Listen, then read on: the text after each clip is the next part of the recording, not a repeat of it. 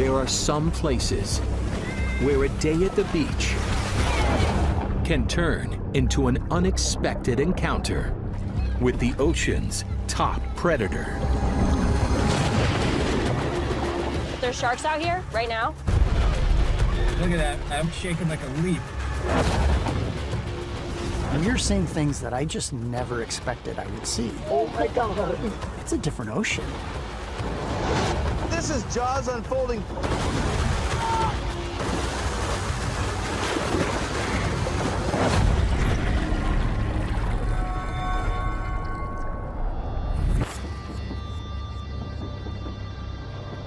Santa Barbara, California. The Golden Coast. Home to world-famous beaches. And now, large numbers of great white sharks. Oh my God, right under the board. Great white sharks getting way too close up and down the coast. The surge in sightings is hitting the headlines. It was like a foot from my face, grabbing on to the kayak right here. Oh my gosh, dude. And with shark numbers still going up, a team of scientists have come to investigate. Chris Lowe's Shark Lab have some big questions to answer.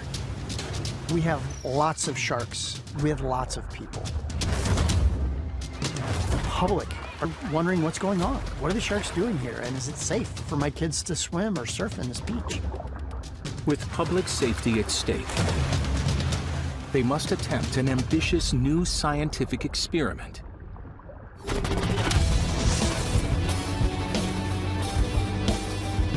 One day, 3 miles of Californian coast and 7 boats. This is a great white stakeout. The aim? Find out how many sharks cruise Santa Barbara's waters and understand what's bringing them here.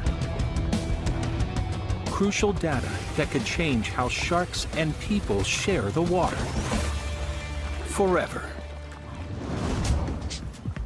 The stage has been set for today, and now I'm just really excited to finally get out there and see what we find. This has, to my knowledge, never been done before. Joining the mission Shark Lab, you copy? is filmmaker Andy Casagrande. While the Shark Lab is in charge of the science, I'll be filming the entire event. The science, the people, and the sharks. To stay on top of the action, Andy has brought the ultimate in non-stop aerial surveillance. Drones are some of the coolest technology on the planet, but you gotta land them to change batteries. But this drone is different. I'm powering this drone from the boat from a tether, which is gonna allow me to fly essentially non-stop, just like great white sharks. They never stop swimming, and this drone's never gonna stop flying. It's the perfect tool for the stakeout. Drones will be key to the success of today's mission. They can search vast areas of water at speed and provide an incredible new perspective on these elusive predators.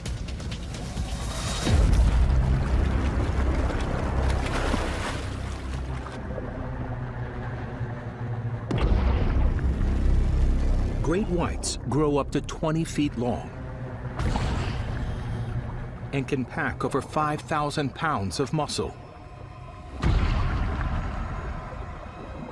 Yet, despite their size, they often go unnoticed. A type of camouflage known as countershading gives these sharks the predatory edge. They're dark on top, but pale underneath. So underwater, they blend into the background, whether seen from above or below. But all that changes from the air. All right, here we go, tethered drone, taking off. From high in the sky, a shark's camouflage can't hide them. and their cover will be blown. Let's try to find some sharks here.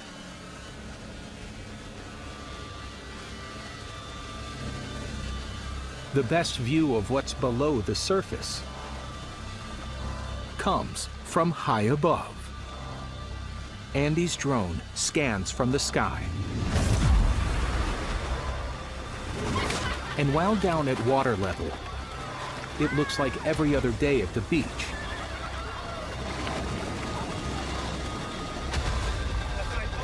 The view from above. Whoa, whoa, right there!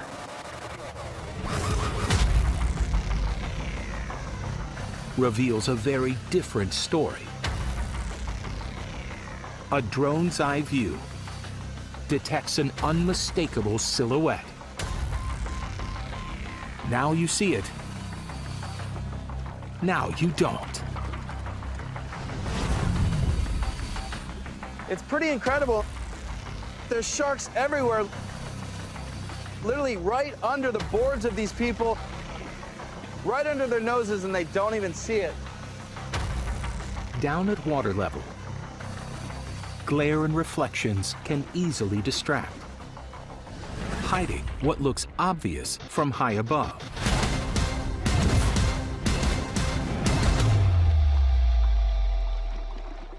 I got a lot of sharks in the area. This is incredible.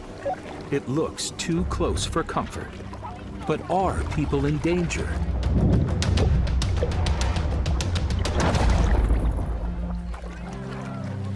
Despite Santa Barbara's increase in shark sightings, there hasn't been a fatal shark bite here in almost a decade. A stat that today's survey will help unpack. Synchronized watches. All right, great white stakeout, here we go.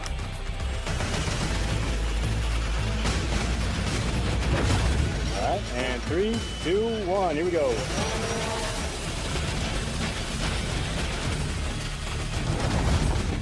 The last sightings have been around 175 meters off the beach.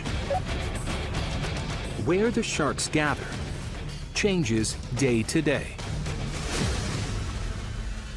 Drones help the team search the area. So far, I see a lot of kelp. They can travel pretty far in a short period of time.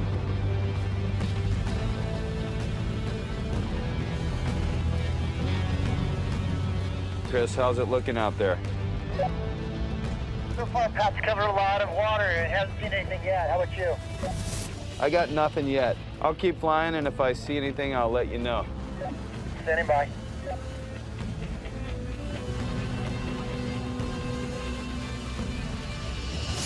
Hey, Patrick, you're almost out of juice. Maybe it's time to come back. Re-battery. Roger that. The bird's coming in. Leading the Shark Lab drone patrol is Patrick Rex. Nice work, gentlemen. I love drones. Essentially a camera you can put anywhere, and it's remote control. But for science, what exactly are you using these drones for? Yeah, I mean, it's actually changed the game of ecology. We can survey quite a large area in a really short amount of time. So what I do is I fly about a kilometer away, following the shoreline, looking for sharks and people in the same water at the same time. Sharks and people, so you're going for behavior? Yeah, exactly. The team wants to know how many sharks are out there. So, another fleet of drones will run a head count. Every shark passing through the football field-sized survey area will be filmed and logged. But the drones have their limits. The water's murky and the shark is literally 2 feet below the surface. You can't see him. The only way to confirm how many sharks are really out there is to get above and beneath the surface. Andy is about to witness the ultimate chase. Coming right across the bow.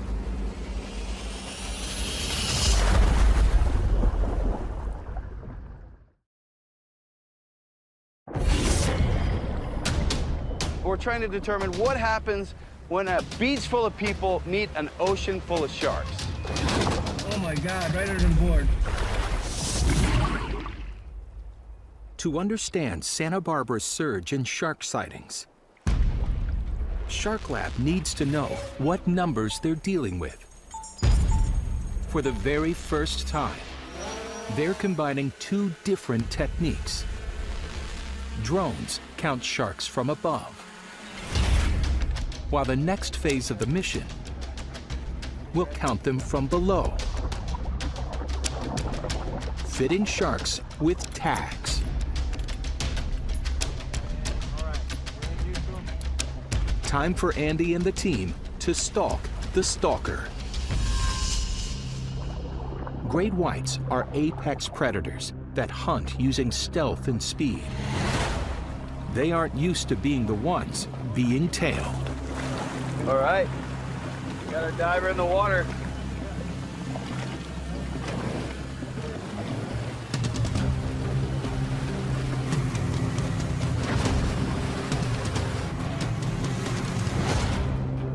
The entire team's deployed. We got 2 drones up in the sky, 3 boats, jet ski. More.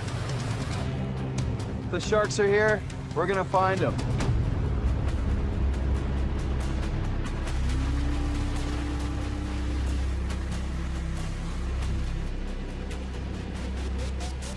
Looks like we got one out here about 100 meters. Leading the tagging operation is Emily Spurgeon. We just sneak up on these sharks while they're swimming at the surface and use a pole spear or harpoon. We'll just jab the tag right at the dorsal fin and give them a new bit of jewelry. Yes! We essentially are doing a dance with the sharks. We call it the do-si-do. We'll just circle dance with these sharks.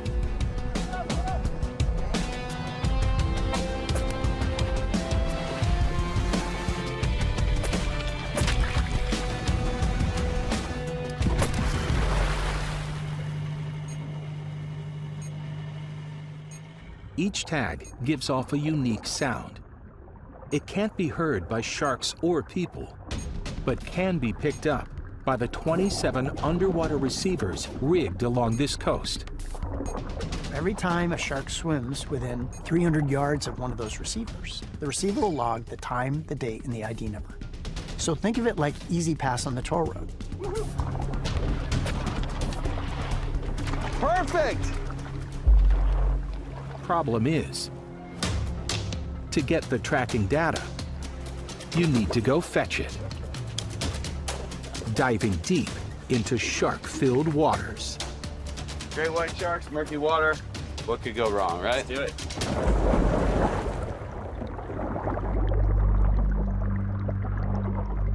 With water visibility this bad, the divers have no idea what's right behind them. Andy joins the mission, camera in hand, ready to film any unexpected visitors.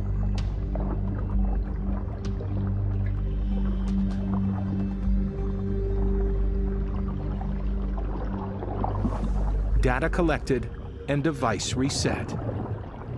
It's a shark-free dive. Just another 26 receivers to go. Below and above water, it's a huge team effort. And today's research is crucial to the long-term goal of keeping people and sharks safe in California and across the globe. Because Santa Barbara isn't the only place to attract these predators. The list of coastal U.S. cities that has a shark population is every U.S. coastal city that I can think of. It would be much easier to identify one city with no sharks. One of these urban shark spots lies just 200 miles south of Santa Barbara. La Jolla, California, where the beaches are packed with sharks. But unlike the more recent sightings at Santa Barbara, sharks have been coming here for over 70 years. And when this old school shark hotspot meets new school tech, the view from high above is unbelievable. Over 400 leopard sharks swimming amongst beachgoers, surfers, and boarders.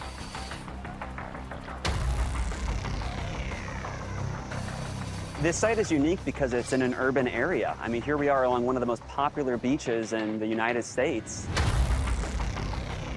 And so we have these leopard sharks mixing it up with sunbathers and people getting in the water, and so it kind of gives new meaning to the hackneyed phrase, shark-infested waters.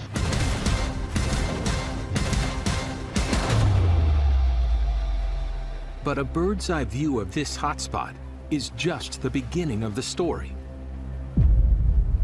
Drop back below the surface, and things get even more mysterious. Leopard sharks are so called because of their striking markings. Like their big cat namesake, they are perfect predators. Their spots act as camouflage as they stalk their prey, cruising the shallows before a final pounce.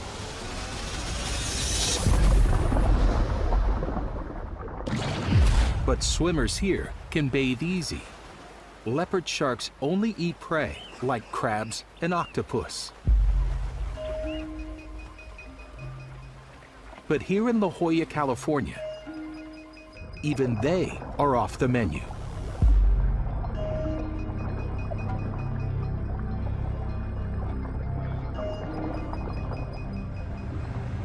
These sharks seem to have lost their appetite. And that has Andy puzzled. They're just swimming. You don't see them doing really anything. If the sharks aren't here to hunt, then why come to such a busy beach? Oh, that's a shark. You got it? Okay, I'm gonna bring it. It was only by Andy studying individual sharks Yeah, we got it. that he made a breakthrough. Nice big shark. Because these sharks are hiding a secret.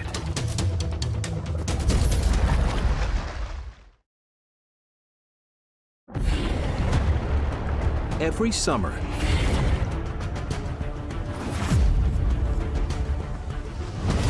La Jolla's beaches face a shark takeover.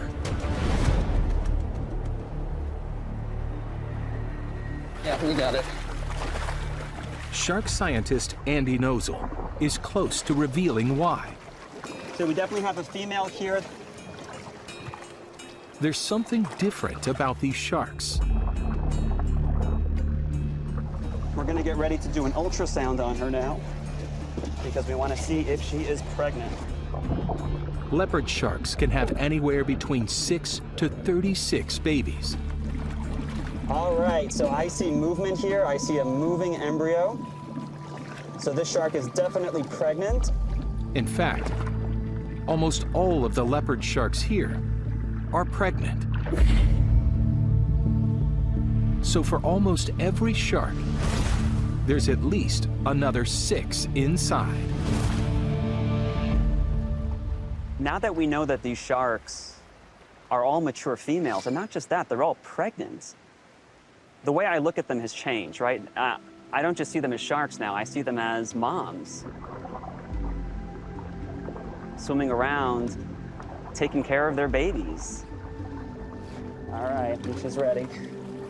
Off you go. La Jolla, California is a magnet for shark moms-to-be. But why? The answer could have something to do with another shark hotspot. One that's over 7,000 miles away on another continent.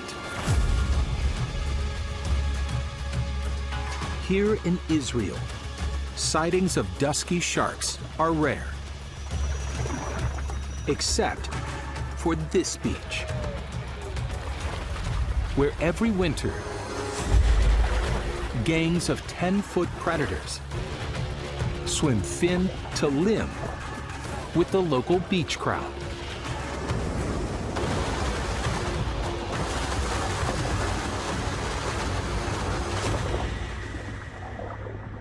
And that's not even the craziest thing about this place. This is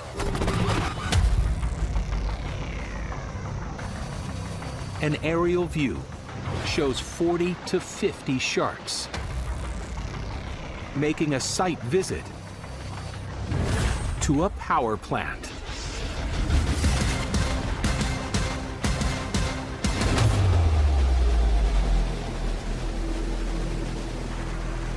So what's the attraction? A drone's eye view shows they gather at the water outlets,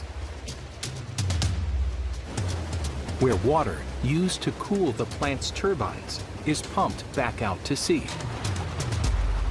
up to 18 degrees warmer than the surrounding water. It creates a coastal hotspot that attracts sharks and beachgoers. And like the leopards in La Jolla, scientists believe these dusky sharks in Israel are all pregnant.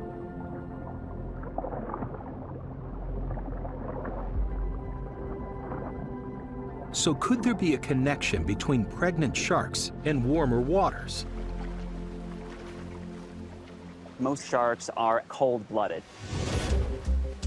So if they're actively seeking out warm water patches, they are regulating their body temperature. They're warming it up.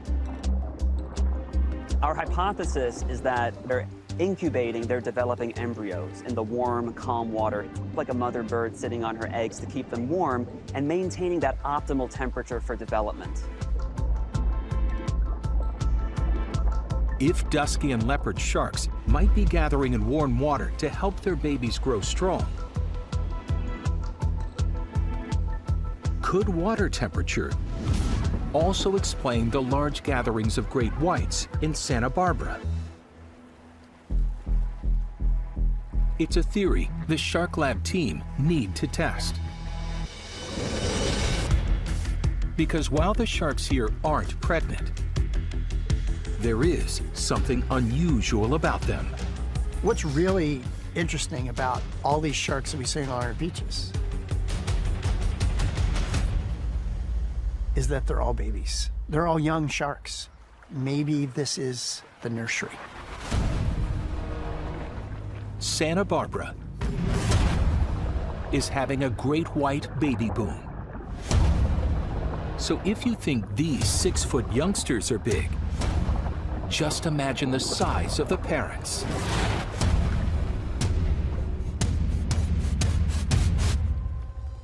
This baby shark revelation could help explain the surge in sightings.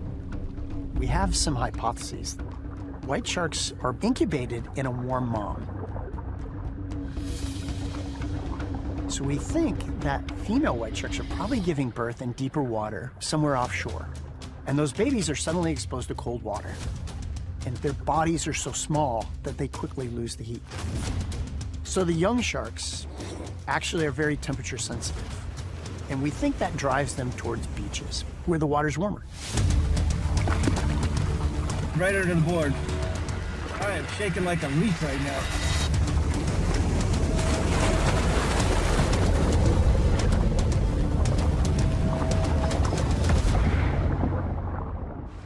To confirm their theory and find out if baby great whites really are here to keep warm, Shark Lab must launch the final stage of the stakeout. time to bring in the big guns. What is this thing? This is an autonomous underwater vehicle, or an AUV as we call it. It looks like a shark missile. Are you studying sharks on the moon now?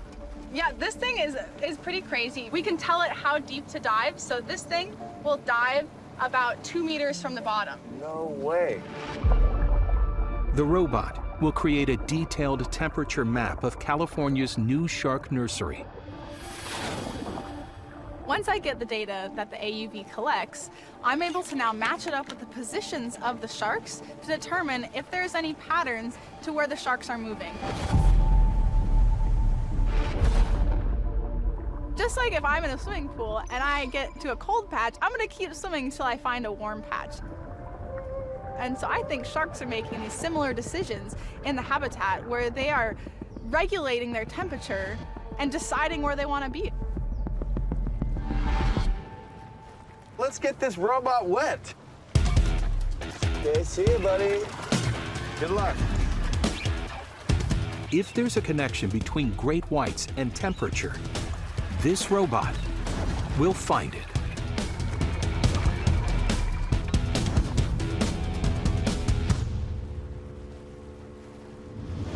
But over on the East Coast, there's one town that always brings the heat. Miami, Florida. Can this beach help explain the link between sharks and water temperature? Because it's not only the partygoers and beach lovers that cruise these beaches. Just offshore, a hungry 20-foot shark is looking for its next meal.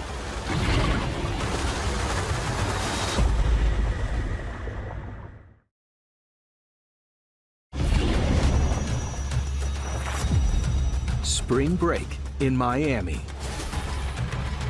The beaches are pulling in the people. But less than 100 feet off the coast, another crowd is gathering. Are you kidding me? Like, there's sharks out here right now? Like within swimming distance here? That's a little scary. We're not wild about that. I feel like there should be a sign. Every spring, Miami's beach crowd share the water with thousands of sharks. Whether they realize it or not. The vast majority of human-shark encounters are encounters that humans don't ever know about. Sharks have incredible senses. They know we're there when we don't know they're there.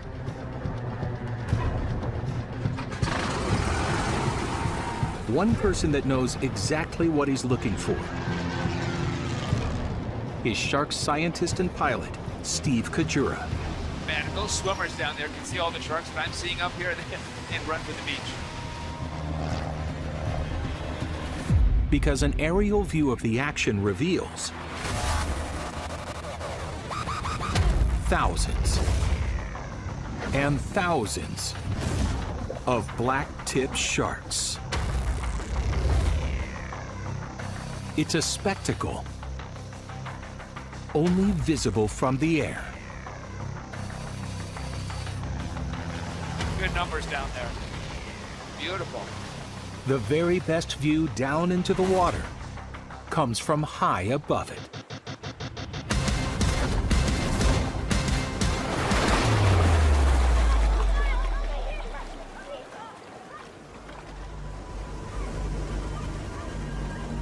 But why are so many sharks coming to such a busy beach?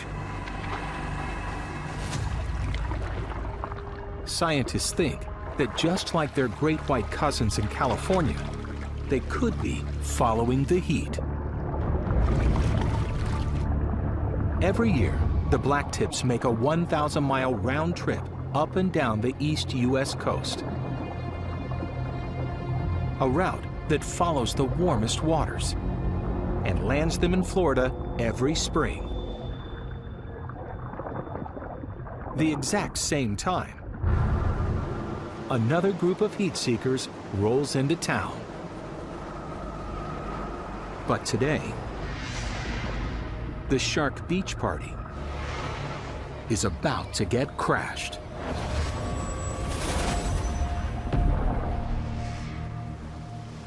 Okay, there's a bunch of black tips. There's also something much bigger. A new visitor sends the black tips running. A bigger, hungrier shark. A predatory hammerhead is cruising along the coast. Look at that. Cool. These black tips are patrolling back and forth along the beach. And this hammerhead comes from deeper water up toward this school of black tips. Hammerheads can reach up to 20 feet and weigh up to 1,000 pounds. Apex predators. They hunt everything from octopus to fish and even other sharks.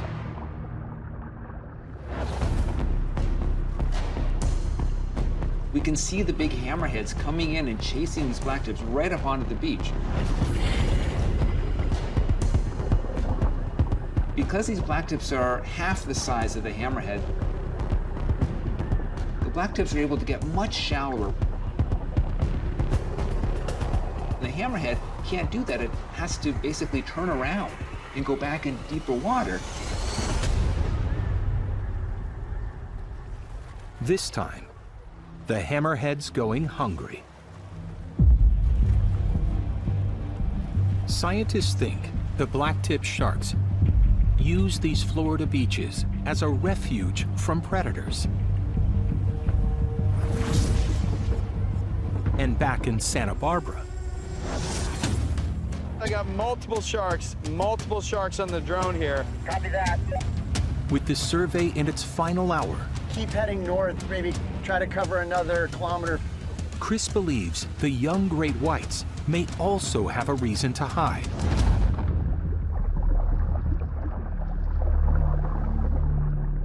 While there aren't many predators crazy enough to chew a chunk out of an adult great white, it's a different story for youngsters.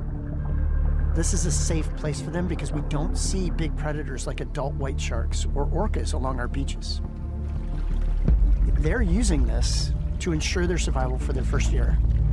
If they can make it through that first year, there's a really good likelihood they're going to grow up to be an adult. Knowing these nursery waters are crucial to shark survival puts more pressure than ever on today's survey. From the sky, the drones are picking up sharks pretty much everywhere. How are we looking on the AUV? Yeah, it's good. We've been seeing the robot and the sharks. That's pretty cool. This is our last run in the area. The day is winding down. Drones coming in now. They filmed, tagged, and counted. And when the data is analyzed, even Chris is shocked by the findings. This is the first time we've ever seen anything like this.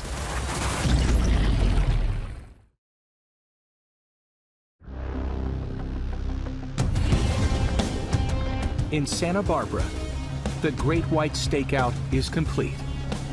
What's up, you little shark magnet? Back in here. Good job today. Somebody's getting an extra charge tonight. Yes.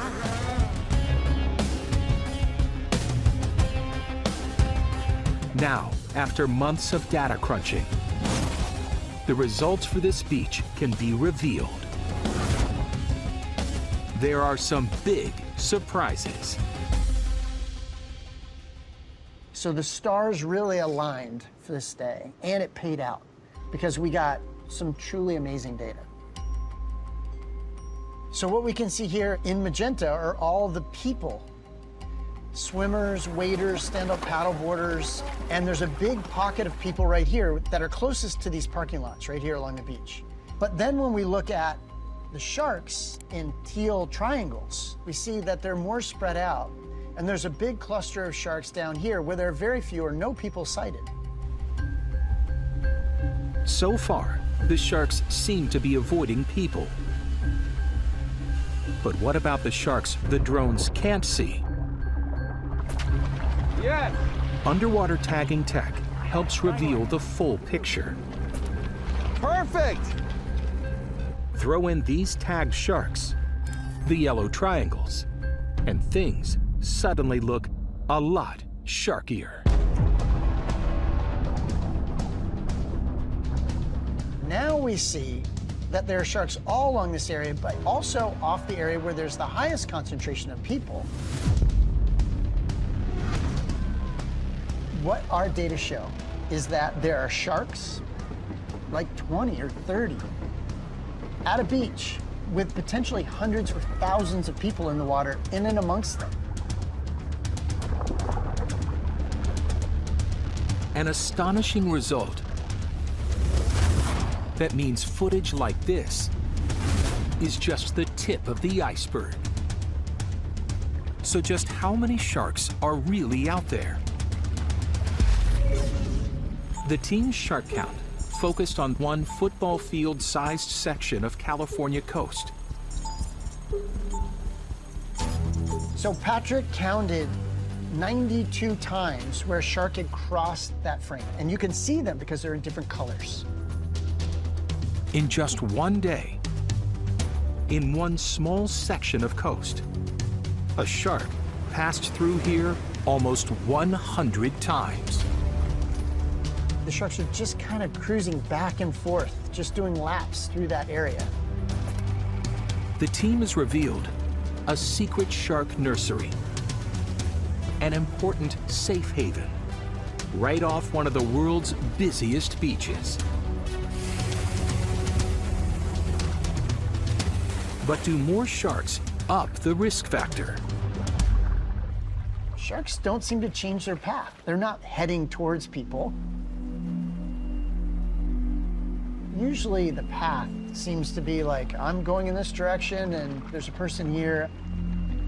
And as long as our thing isn't affecting their thing,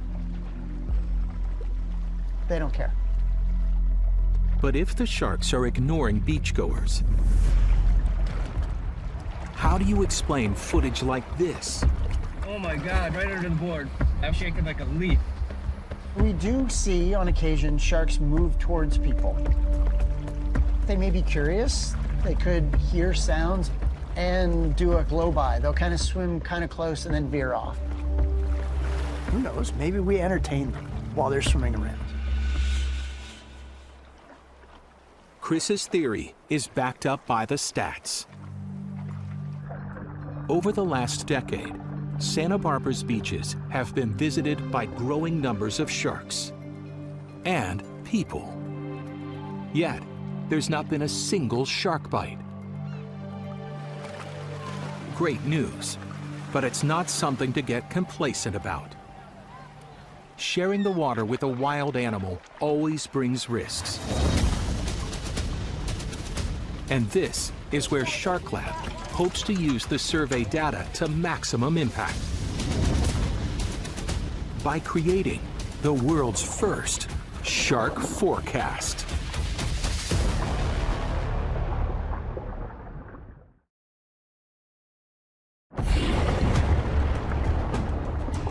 The results of a new and ambitious shark survey are in. Santa Barbara's beaches are packed with sharks.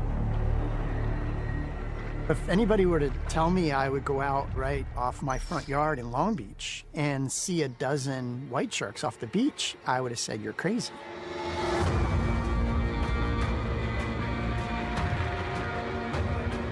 Famous for its golden beaches, California is now a key destination for a very different kind of beach crowd. It is one of the most densely populated beach communities in the world. We have 22 million people that live within 60 miles of the coastline between Santa Barbara and San Diego. And now that habitat is also the primary nursery habitat for white sharks.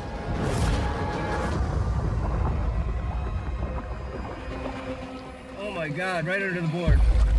Now, I, as a shark biologist, cheer, but not everybody cheers with me. Oh my God, it's under you guys. There's concern about safety. There's concern about the economic impacts if there are safety issues.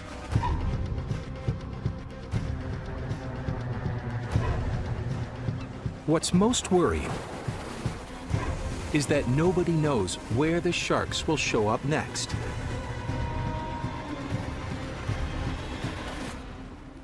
These hotspots can change from year to year. They're not in the same beach every year, and we don't actually know why the sharks choose which beach that they do. But if Shark Lab can understand what the attraction is, there's a chance to get smart about beach safety. I think we might be able to predict where sharks will show up in the future. The Great White Stakeout is part of a much bigger ambition. A project that could be a game changer for public safety. Because once Shark Lab know which conditions attract sharks, whether it's water temperature or maybe a threat from their predators, they might one day be able to use that intel to predict where and when the sharks will appear next. What we're trying to be able to do is create a shark forecast. We can give that to the lifeguards, we can give that to the public, so then they can make decisions of where they want to go to the beach that day. Good morning, folks. It'll be about 85, cloudy with a chance of sharks. I like that. Exactly. And some people will surf and some won't. There you go, Rocco. It's an idea that's already being supported by the Santa Barbara beach crowd. The locals have just come to accept the fact that there are white sharks off their beach. And they're adapting their behavior because the sharks aren't going to change theirs. This is their home. We're just visitors. Locals are learning to live in a shark hotspot. And while these events may seem new and shocking, they are in fact a great comeback story. In the last 100 years, California's ocean has really seen dramatic changes. Commercial fishing, development, loss of habitat for many marine species. Chances are, if you ate fish tacos in California back in the early 90s, you ate white shark and you didn't know it. But probably about 40 or 50 years ago, we started to do things that fixed some of those problems.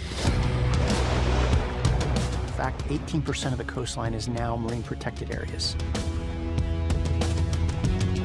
New environmental protection laws have helped shark numbers return. And now, thanks to new technology, we're finding ways to safely live alongside them.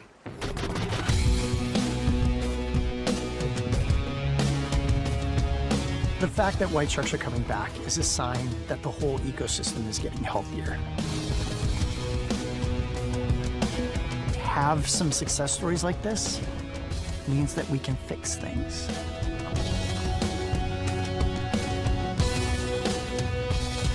It gives you hope.